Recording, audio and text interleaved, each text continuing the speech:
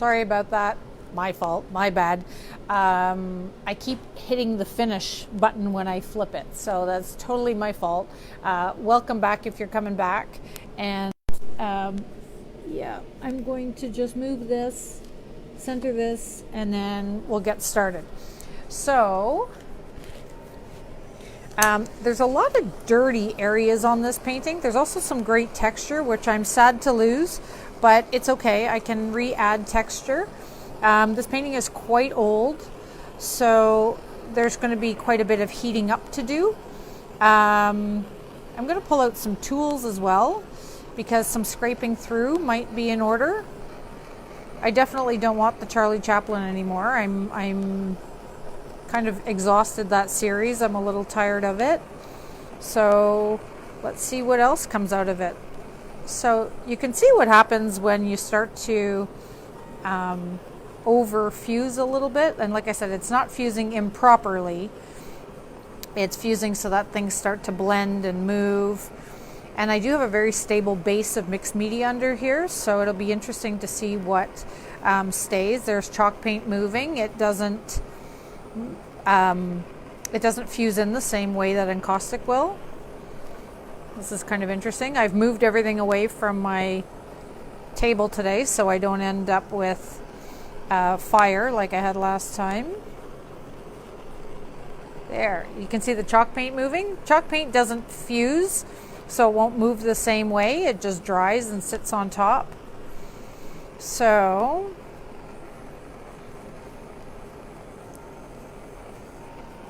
boy, Charlie really doesn't want to leave, does he? He's pretty much in there. That's chalk paint. Again, you can see it moving like little islands instead of moving nicely. That was also chalk paint, because you can kind of see it's done a little funny thing. So I have some great stuff going on underneath. It's not fusing in any beautiful capacity. Like, I'm not loving what's happening because there's so much chalk paint in here. So I'm probably going to end up scraping through. Sometimes like a composition will just sort of reveal itself. I'm liking some of this under stuff that I had buried, that it's coming through. I find that really interesting.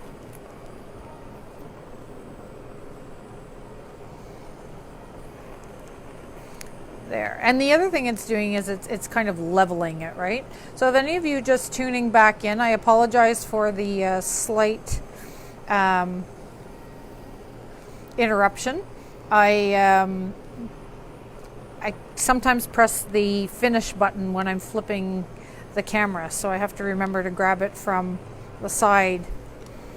Okay, so that's enough for now. What I'm going to do is I'm just going to let this cool for a moment, because when it's hot like this and it's molten, I always call this a puddle. When it's a puddle, you can't do anything, right? Because you just touch it and it's a puddle.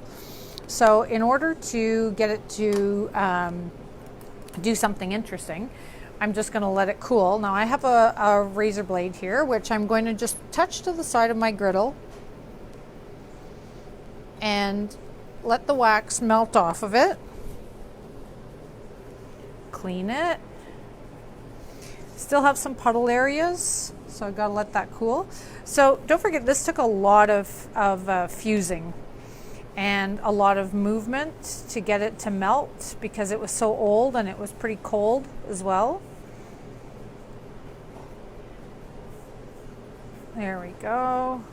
Move it around a little bit, much like an acrylic pour. I often get asked how to do acrylic or encaustic pours, and people don't realize that it's not a pour. It's just a melting. It's just a fusing beyond the point of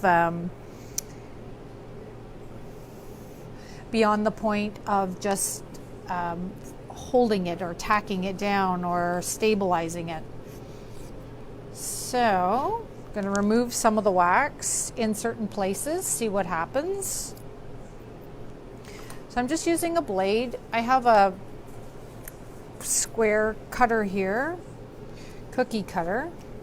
So I'm going to use that, and I'm going to remove some of the wax from the inside. Nothing interesting underneath there. So I'm not so sure I care about that one. Let's try under here. Oh, there's some more interesting stuff under this one. So when I do a little shape, it's fun because you get to add some composition without even really trying, right? Because there's something underneath in this painting, I get this interesting little composition that otherwise would be sort of not impossible, but it would be hard to create something like this randomly because they just happen when you have a good background. Like when I say a good background, meaning you have a full background, a decent background of materials. That's why I always encourage people, don't get rid of your paintings. Like when you don't like what you're doing, you don't want to scrape it back or get rid of it.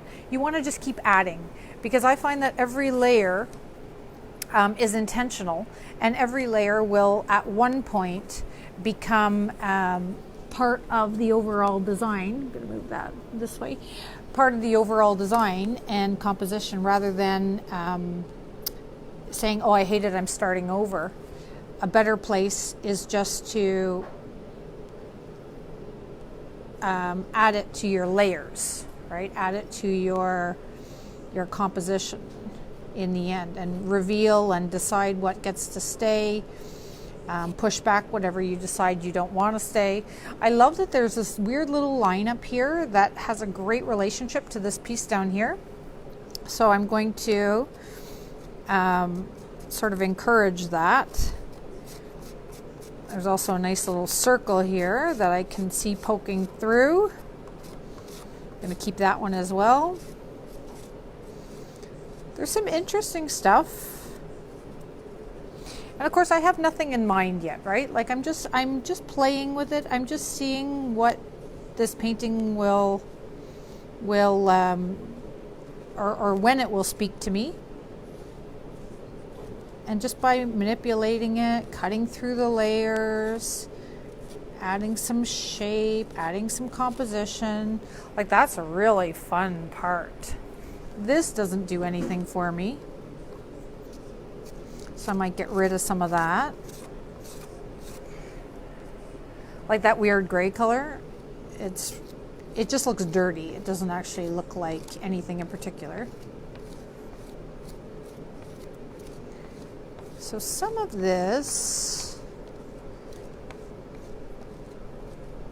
is looking quite nice. Some of the orange is a bit much.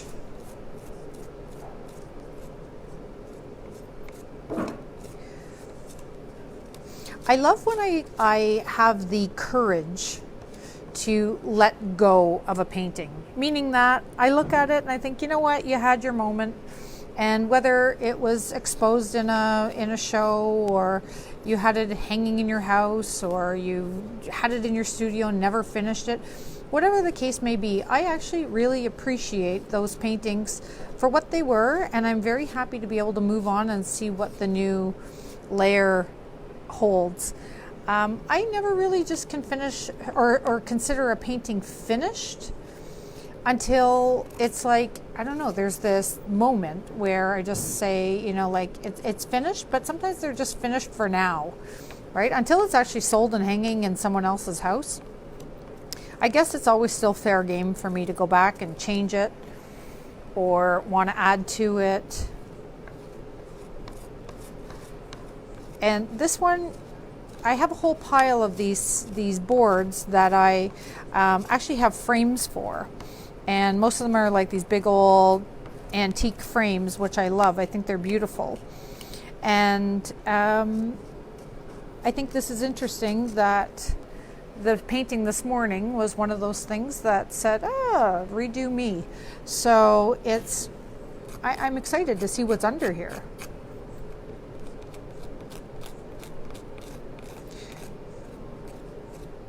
And I would say when you go through your boards and your panels and that sort of thing, you can always look at something with those eyes, right? With the understanding that if you can let it go, it can be better.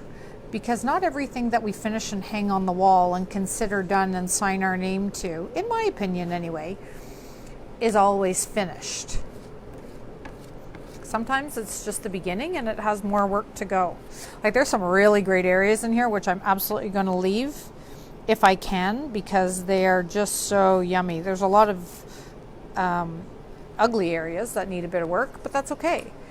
Overall, I would say I have enough stuff going on in this one that I can probably work with it. Oh, there's one up here where I can see something poking through. So another thing that you guys probably have experienced, or you will experience, is when you start to show your work or sell your work, sometimes you'll have other artists, it's mostly artists who are interested, but they will come and they'll ask you sometimes, like, how did you do that? Or how did you do that specifically? And to me, there's no good answer to that, because when you do work in layers and progress over time with your pieces like this one was done so long ago that I couldn't begin to even tell you how this painting came about, but I'm thrilled with some of the areas now because I'm excited that I can actually work with this. So I know some of the areas that to me look muddy. So I'm going to deal with that with some collage at first, and then maybe some colored wax. So I always just hold up some things and see, does it want red? Maybe red and purple. That's kind of neat. I also have fabric here. Fabric's fun to incorporate. That looks totally boring. I have my little fox there, just pulling out some random collage. I also have some fabric, now black. You know what, I'm thinking I'm going to start with this. So putting this on here, this napkin. Napkins, I think I've talked to you guys about this before, but if you're just watching this for the first time, napkins are always 3-ply. The first one comes off super easily. That maybe you've already gotten rid of that one, but that's the first layer. But there's always this tricky second layer that the only way to really access it is to tear beyond these little perforations on the edge, and then you can start to see the separation. Sometimes the second layer is really, really, really well attached, and in that case it's good, because I'll show you the second layer generally has the bleed through. So the reason they do 3 layers is because your napkin will get printed and the second layer absorbs the color, which we call the ghost, and then the third one is just white, so that when you're wiping your mouth when you're eating, it's on the white and not on something printed. So the ghost image is also kind of interesting, right? It's fairly patterned in this case. So I might actually save this and use it as like a mask or a stencil. But for now, I think I'm just going to use this one. And because I'm going to cut it out. So I'm going to use my blade. You can also just use any kind of an X-Acto knife or something like that. I'm just heating it up so that I can take the wax off of it. It needs to be nice and clean for what I want to do. And I'm just going to cut this according to my texture. If you don't have a texture, then you can cut one in, or you can just randomly cut the napkin to suit your whim. That napkin off. Now, because I have a lot of wax underneath here, I'm going to show you the beauty of collaging in napkins. Napkins are pretty much the thinnest, like even over tissue papers and stuff. So, and rice paper, some really thin rice papers and Tibetan papers are great as well. But if you're looking for commercial papers, napkins are fantastic and non-committal. So because they're cheap, relatively cheap, what I like about that is that I can, if I decide I don't like it in here, I can get rid of it, and I haven't wasted my precious Tibetan paper that has a beautiful image printed on it or something like that. So this is just more experimental when I'm working with a napkin. So there, that's cool already. So I'm just going to push it sort of into the warm wax and get out any air bubbles. That's all I'm doing first. And now I'm going to grab some clear.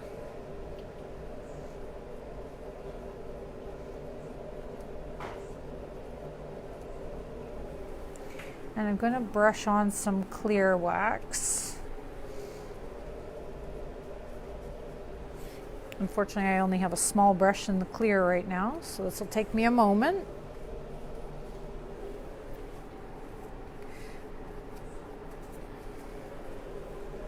But you can already see how the composition is dramatically changing because of the contrast, right?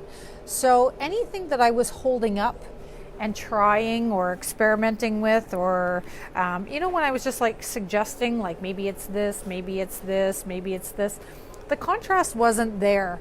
So by going for something bold like this napkin that was on top, I'm actually creating an interesting composition for myself that otherwise wouldn't have been so readily available, right? I'm going to use my heat gun instead of my torch, just in case I haven't sealed it in that well. I could light the napkin on fire, and that wouldn't be terrible, except for the fact that I would just have a burn hole in my my napkin.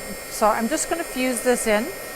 Now, to fuse in the napkin, what you're actually doing is I'm melting the wax on top, but I'm also heating it up so that it melts the wax underneath. So I'll say that again after my heat gun is off, in case you can't hear me very well.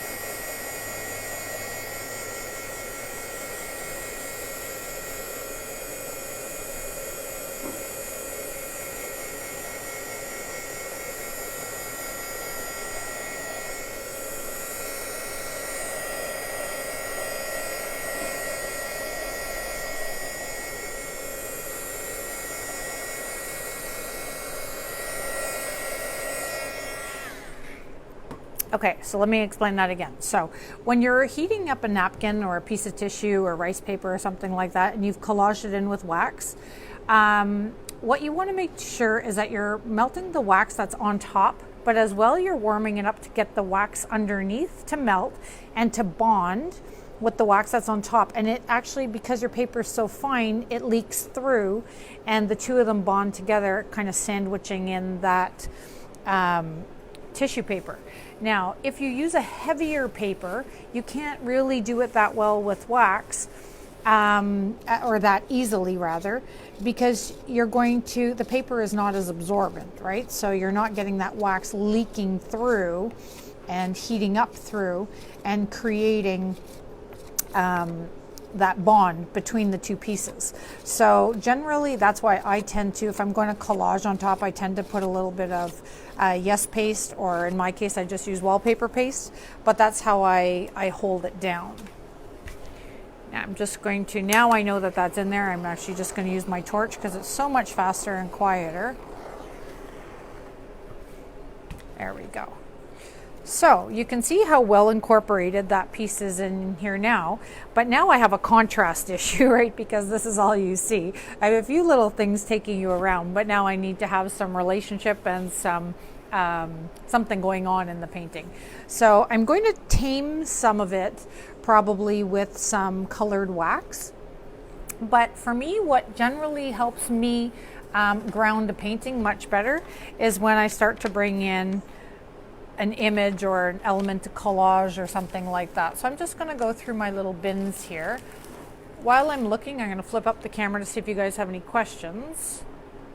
Hi. So can you pull the board towards you so we can see it all, please? Sure. Unfortunately, when the camera's down, I can't see these questions. So I will try to line it up better. I think you guys are good. Okay, so I'm going to flip that around, but as I'm looking for images, oh, my little nomies. I have more nomies from yesterday. So why don't I just use them because they're readily available, and maybe I'll actually do them as a transfer. Why don't I do them as a transfer so that we can talk about transfers? Good idea. Okay, so to do a transfer, you have to have a when that happens. There we go. So I'm going to use my laser photocopy, and because I have text, I need it reversed. So that's why I decided to do a transfer, because this one is reversed. That's why you guys are seeing it properly. So in my situation, it's actually reversed. Okay, so what I'm going to do is flip this back down, and I'm going to make sure you guys can see. And I'm just going to keep working on this piece. So let's get this thing lined up. I'll try not to disconnect again.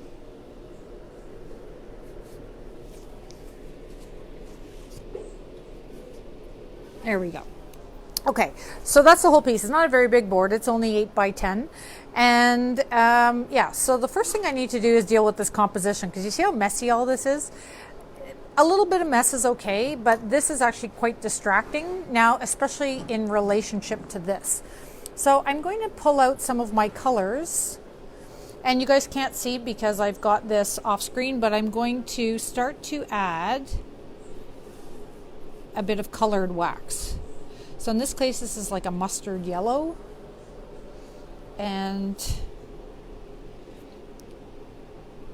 it's got a nice relationship with that. It's a medium intensity, and just to give it a bit more compositional, is that a word? Yeah, maybe.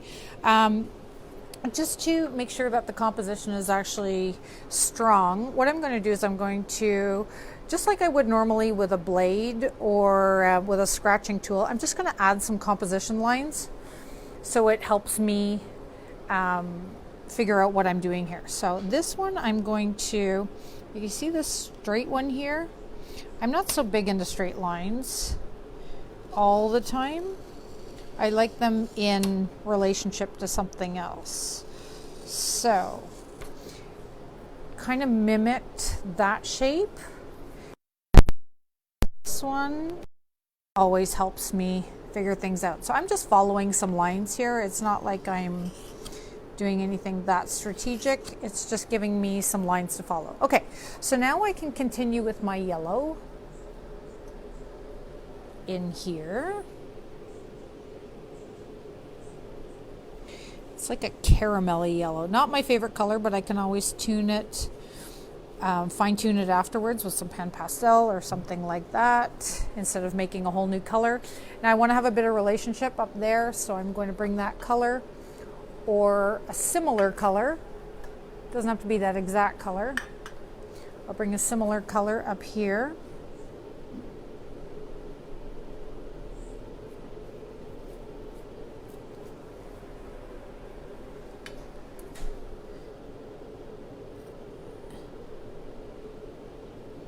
And then now that I have my lines, it's so much easier for me to follow, right? And I can use my blade and tune those up a little bit.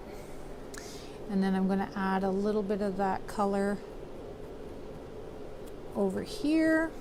I think 3 areas is probably great. And that's it for that. Now I'm going to bring in another color. Maybe I've got a lot of red, but maybe I'll keep that as accents for now. And then maybe I'll bring in some white. White's always a nice little complement. So the white is helping me calm down some of this mess that I had going on here. And it's not that all of it's bad, but I'll just pull it back with a blade. It's just the white's going to help me pull it together, give me the contrast that I need. Now you can see this black area up here is completely now making, whoops, I can't move that, so I'll have to adjust that in a sec. It's completely making a statement up here, right? So this beautiful little area here is begging for a little more black somewhere else. So I'm just going to build that up. Build this area up as well.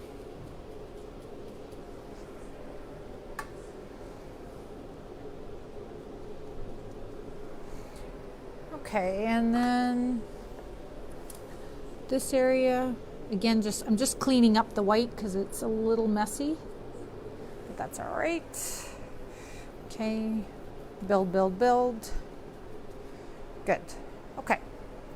So now I have to do some fusing because I have a lot of brush strokes. So I'm not going to overfuse this time. I'm just going to make sure that I turn it into a cohesive feel. I don't want to have any brush strokes. I want it to be a little more integrated. That still looks a little separated for me up there, so I got to work on that. Need to pull some of this back, but that's okay. At least I'm working on the composition. Now I'm going to line this back up so that you guys have full view again. Bring it towards me. There we go. Okay.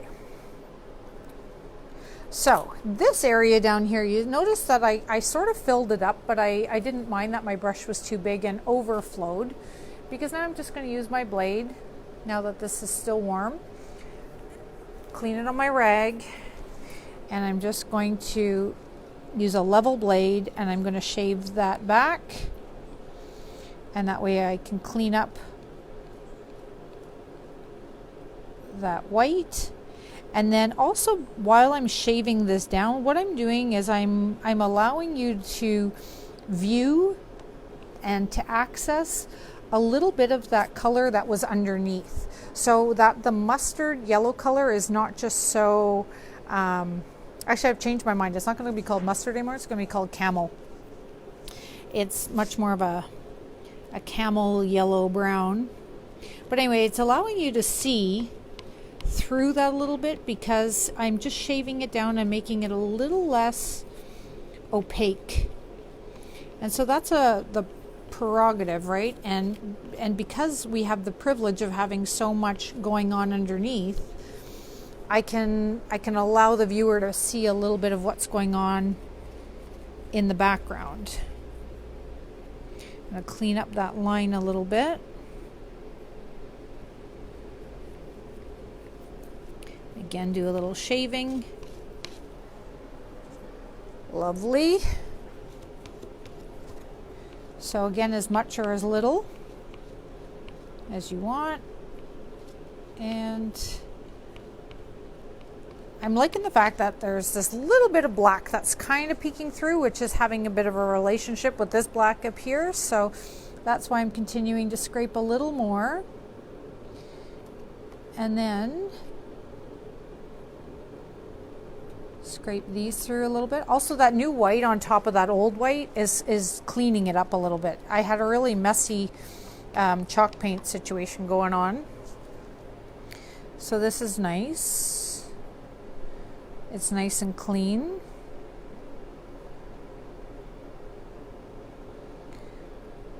Anyone who works in encaustic and mixed media, I mean, if mixed media is your bag to begin with, and then you're adding layers of wax and all that, for me, this is like the ultimate freedom in creativity, because we can't control all the steps. As much as sometimes you want to control all the steps, like there's no way I could have planned all this to happen, and for like these little great areas to pop through and all that. That is just happenstance that I finally said, okay, you know what, painting, you're done.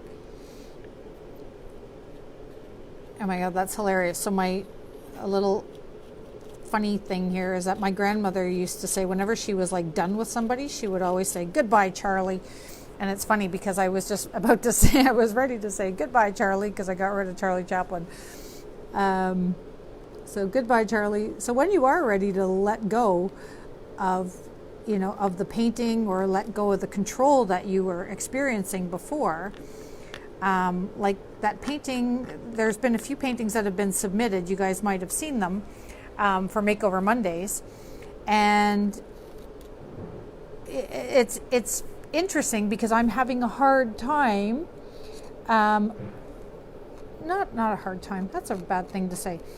I'm just recognizing patterns that I used to be in as well. When I would say, I don't like this, so how do I fix it? The reality is now, when I don't like something, I don't want to fix it. I want to know what its true potential is, so I'm willing to let it go.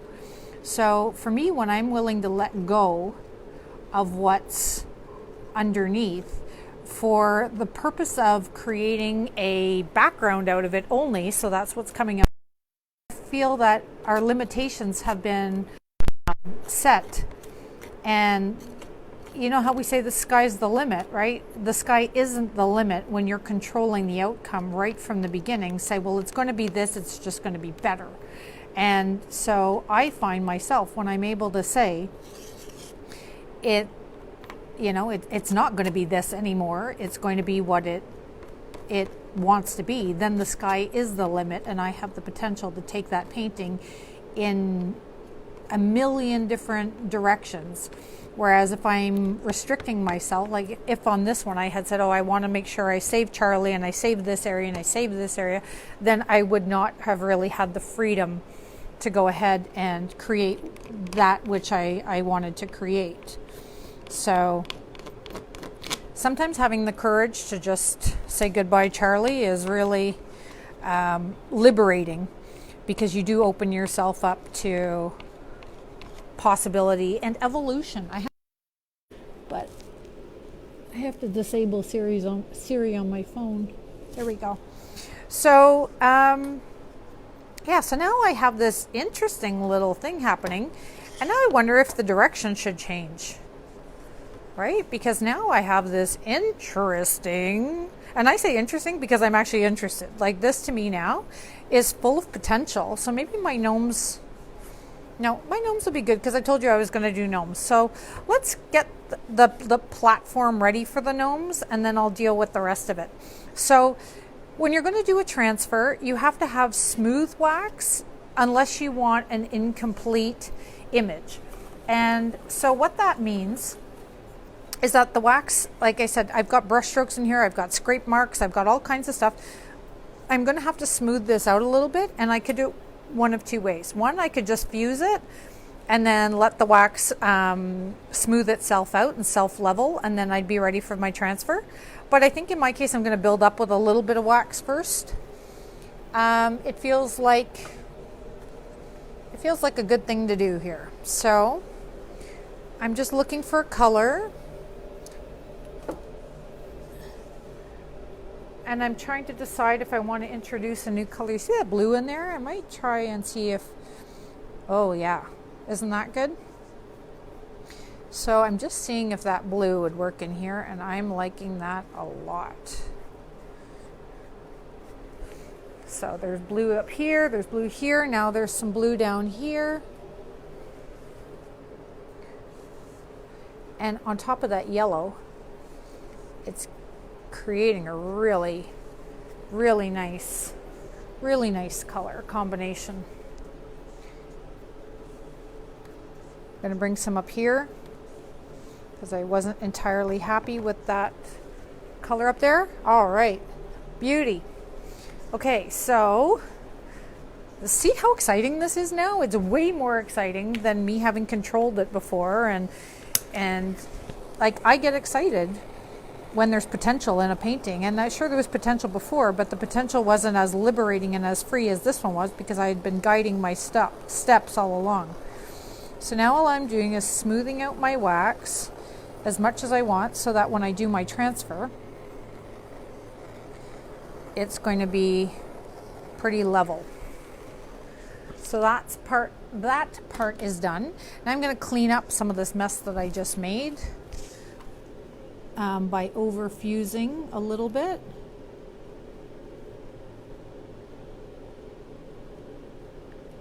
Nice.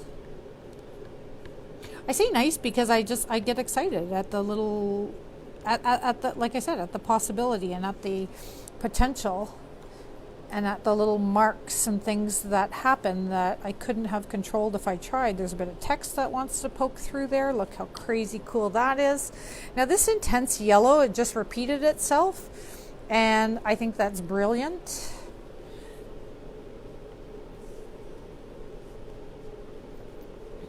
And this type of work, right, just encourages play. When you have so many great layers under something, like, you're just welcoming in the opportunity to play and have fun and not to have to control and think too much. And sometimes if you guys want to go to my on my website, you'll see that there's a blog post there, and one of them is how do I know when my painting is finished. And in there is my one of my philosophies on, whoops, I have to change this screen, don't I, because you guys can't see. Yes, I have to change this. Standing by. I'll make sure you guys can see, because I'm going to do the transfer. Now, this is the top, bottom, good. Okay, so make sure this is the edge. You guys can see that edge. You can see this edge. Excellent. Yeah, so on my website, and I could actually link that as a PDF into our group later, I have philosophies on how do I know when a painting is finished. And for me, how I know when a painting is finished, in a nutshell, is when I actually start to get excited about it and I feel like there is no other outcome at this point other than a fantastic piece of art. I know that sounds really cocky, but you all get there. You're all in that position where you make art and you start to love it, right? And the adrenaline kicks in and you love what's happening. And then for some reason, the greedy little ego selves we have going on, it takes over and it starts to say things like, wow, like if this was fun, imagine if we keep going for the next 2 hours, how much fun that could be. And that's when mistakes, do I want to call them mistakes? That's when mistakes, in my opinion, start to happen because we've taken the painting too far. I was talking to a friend yesterday and she was asking me about a workshop that I had taken. And I told her, I said, it's funny because our workshop ended at 4 o'clock, but my painting was finished at 2 o'clock. So I knew it. In my heart, I knew my painting was done. But because the workshop went till 4 o'clock, I just kept painting and painting and painting and painting. And lo and behold, I ended up ruining my painting. Because it had been done, like I said, 2 hours earlier, but I just kept working. So smart me would have started another painting or done something else. But we've all done this, right? Like none of you can say that you know exactly when to call it quits, because I think that's what happens. We just get really excited about our paintings and we just keep going and going and going until we take them maybe a little bit too far. So I've learned that when that enthusiasm and that recognition of joy starts to creep in, I almost feel a little bit of loss because I know that the end is near. Like I do. And anyway, if you get a chance, read the blog post. Agree with me if you want, disagree with me if you want. Let's have a discussion about that, because I think that is something that creeps up for a lot of people often, and it's worth discussing. Okay, so this wax is pretty much ready now. I've scraped a little bit down. I'm just going to make sure it's really smooth because I just scraped a little more, and I'm ready to do my transfer. So, in order to do my transfer, I told you before, I need to have a really smooth surface. If you don't have a smooth surface, meaning if you have lumps and bumps and ridges and that sort of thing, that's all okay. But what you're going to end up with is what we call an incomplete transfer. So you'll just get the high spots will take the transfer, and the low spots or the ridges, the valleys, won't take the transfer. Pardon me for a second. What I'm doing is I'm just melting the wax off of my transfer tool because it's very messy and my wax is soft, so I'll end up gouging my wax. So I'm just cleaning it all up, making sure that my transfer tool is ready. If you don't have a bone folder or a transfer tool, some people use spoons. I don't like metal spoons because they heat up the wax too much. I often use the handle of some scissors because they're round, so you don't want anything sharp, no trowels or metal trowels or anything like that. I often use the round part of scissor handles because they're meant for our hands to go in and they have a nice rounded edge. And anyway, so that's always my go-to if I can't find a bone folder handy. So where'd my image go? Here it is. So because when I flip this upside down, I won't be able to see it, I'm actually just going to cut out the parts that I want to transfer, leaving a little bit of an edge so that I can go over it.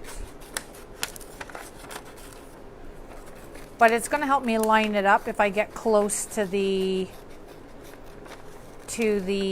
writing and to the actual image, because otherwise when I flip this upside down, I don't know how to position it. The other thing is I have a huge ridge here, which I've decided to leave. So I'm going to put these guys fairly low. Yeah, like right about there. Good. And now I'm going to use decent amount of pressure. My wax is warm, but it's not soft. So what that means is if you use the back of your hand, it should be barely warm. So you know how you would give you would feed a baby and you feel with the back of your hand or your wrist or something like that? This feels even less warm than that. So it's just barely warm, but what you're looking for is if it's cold. If it's cold, you want to make sure that you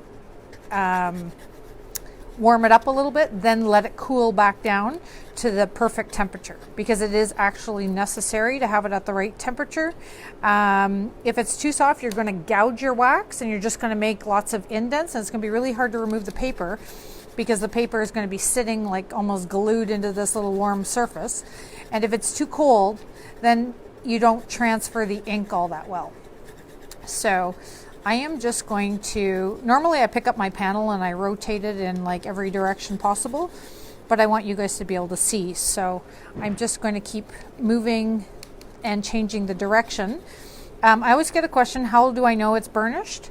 You do not ever want to peek, meaning flip the paper up and look, because that undoes all your burnishing, okay? So it's actually the opposite of helpful, because you just undo all the good you just did of burnishing.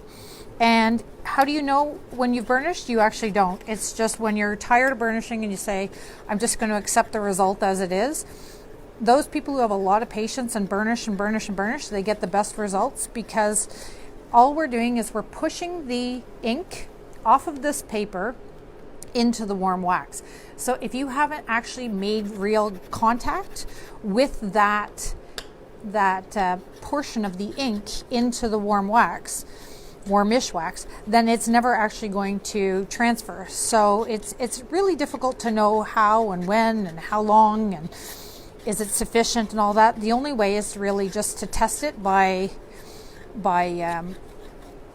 just calling it quits. So I'm just going to say, let's assume that this is done, and if I have to redo it, I have to redo it, but otherwise we'll just accept what's there.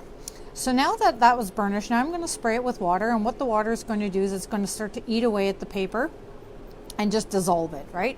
So we're just dissolving the paper, making sure that all the little bits get dissolved. The paper is going to start to crumble under my fingers, like start to disintegrate. There we go.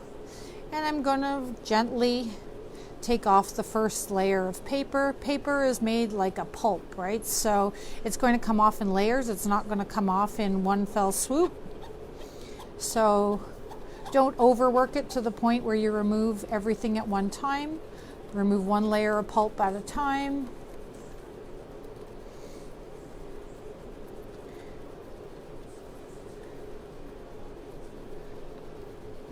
There we go.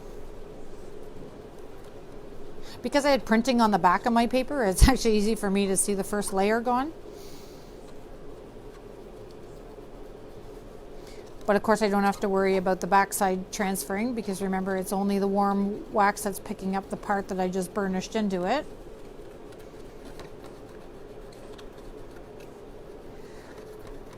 So the black is actually going to be spectacular in relationship to that. So a little bit of black I'm thinking over here, and I will I'll probably call that sufficient. Although, because part of me was thinking that maybe a black sky would be kind of cool. But anyway, we'll see as soon as this is done. I'm getting ahead of myself, right? I haven't even taken my paper off yet. And I'm already jumped ahead 10 steps.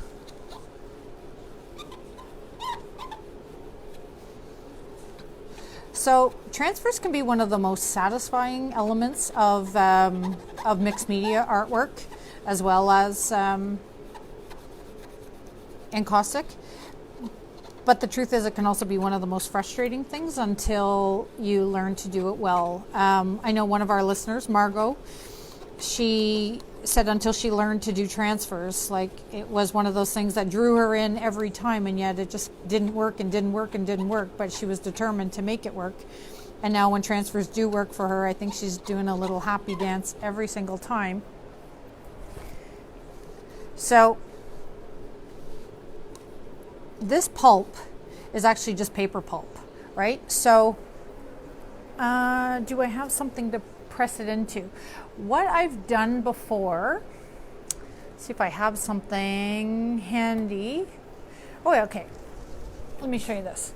So I'm going to put it on a piece of paper so that you can see. This is a waste not, want not, but it's also really cool because now you have an element for later. So I'm going to take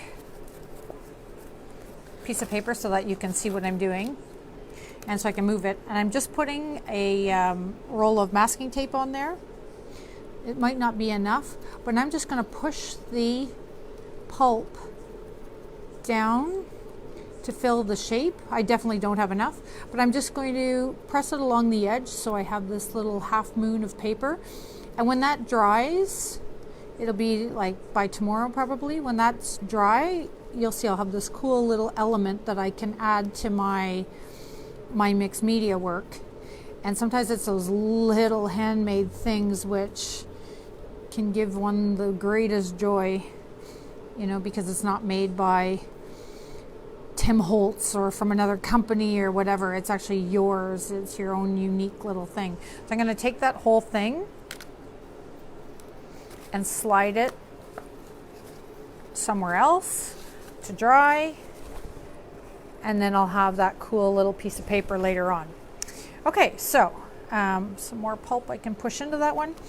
So I'm going to dry it so that we can see if there's any more paper. So oftentimes when the paper is wet, it still looks dark, and we're often excited and we're thinking, yay, like it's not far now and this thing is going to be done. Just going to pay attention to the time.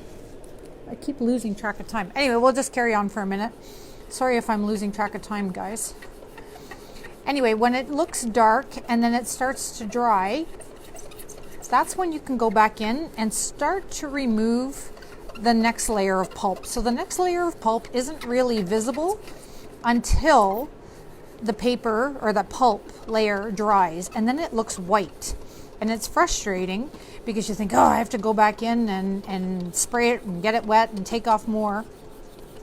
But the truth is, just before it goes dry is an ideal time to just use friction and get in there and make it squeak. So when your wax squeaks, you know you've removed all the pulp.